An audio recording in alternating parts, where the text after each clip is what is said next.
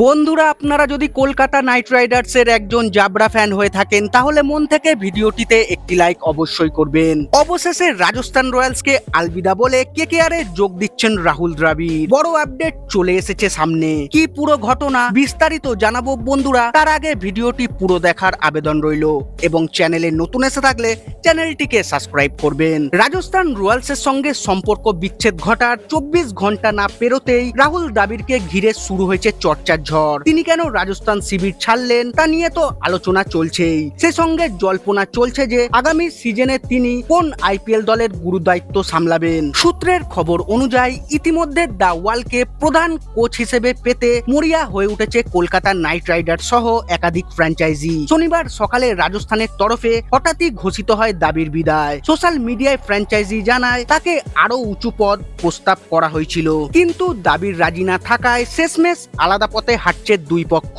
ভারতীয় দলের দায়িত্ব ছাড়ার পর তিনি রাজস্থানের হেড কোচ হিসেবে ফিরে এসেছিলেন গত বছরই। সেই সম্পর্ক এত দ্রুত ভেঙে যাওয়ায় স্বাভাবিকভাবেই নানা প্রশ্ন উঠে আসছে। কিন্তু দ্রাবিড়ের প্রস্থান ঘিরে জিজ্ঞাসার পাশাপাশি আরো বড় আলোচনায় চলে এসেছে তার পরবর্তী গন্তব্য।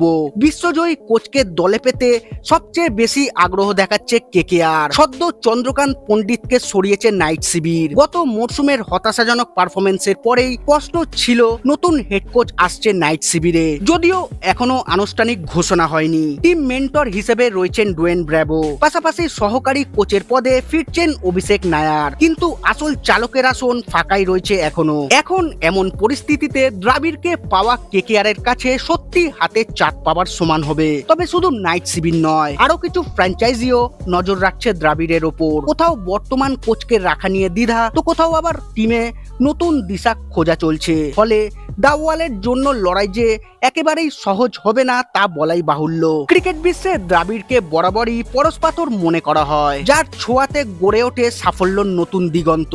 আর সেই কারণেই তাকে পেতে শুরু হয়ে গিয়েছে আইপিএল এর অঘোষিত প্রতিযোগিতা।